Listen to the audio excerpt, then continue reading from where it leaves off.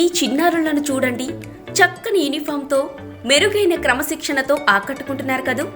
ఈ చిన్నారులను పాఠశాల పరిసరాలను చూసి ఇదేదో కార్పొరేట్ స్కూల్ అనుకుంటే మీరు పొరపడినట్లే. ఎందుకంటే ఇది అచ్చంగా సర్కారు పాఠశాల. మన ఊరు మనబడికి చక్కనైన చిరునామా.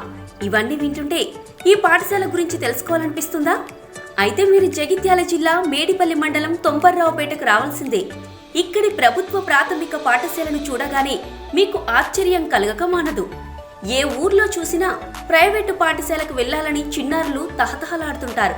కానీ తొంబర్రావుపేటలో మాత్రం ఒక్కరంటే ఒక్కరు కూడా ప్రైవేటు పాఠశాలకు వెళ్లరు. ఊళ్ళోని పిల్లలంతా సర్కారు బడికే వెళ్తారు. 8 సంవత్సరాల క్రితం ఈ పాఠశాలలో కేవలం 7 విద్యార్థులు మాత్రమే ఉండేవారు. పాఠశాల ప్రధానోపాధ్యాయుడిగా రాజేంద్రరావు బాధ్యతలు చేపట్టిన తర్వాత క్రమంగా విద్యార్థుల సంఖ్య పెరిగింది.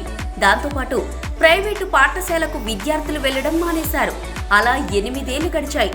7 నుంచి ఈ విద్యా సంవత్సరం నాటికి విద్యార్థుల సంఖ్య 104కు చేరుకుంది. ఇంతమంది విద్యార్థులున్నప్పటికీ ఒక్కరు కూడా ప్రైవేటు బాట పట్టారంటే ఆశ్చర్యం కలగక మానదు కదూ. అందుకే భవిష్యత్తు తెలంగాణ ఆశాజ్యోతి మంత్రి కేటీఆర్ ఈ పాఠశాల గురించి ఏమన్నారంటే, తొగుర్రాయిపేట అని మేడిపల్లి మండలం జగిత్యాల జిల్లా పేపర్లో మనం మొదటి పేజీలో వచ్చింది. ఆ ఊళ్ళో మొత్తం విద్యార్థులు ప్రభుత్వ బడికే అని చెప్పి ఒక వార్త, చక్కటి వార్త. నిజంగా కూడా ఇవాళ సామాన్య మధ్యతరగతి ప్రజలకు ఏం కావాలి? తమ పిల్లలకు నాణ్యమైన విద్య కావాలి. నాణ్యమైన విద్య గవర్నమెంట్లో అందుతుంది అనుకుంటే గవర్నమెంట్కి పంపుతారు. ఇలాంటి పాఠశాలను తీర్చిదిద్దిన గ్రామస్తులను, ఉపాధ్యాయులను, విద్యార్థుల తల్లిదండ్రులను అభినందిద్దాం. మన ఊరు మనబడికి చేయూతనిద్దాం.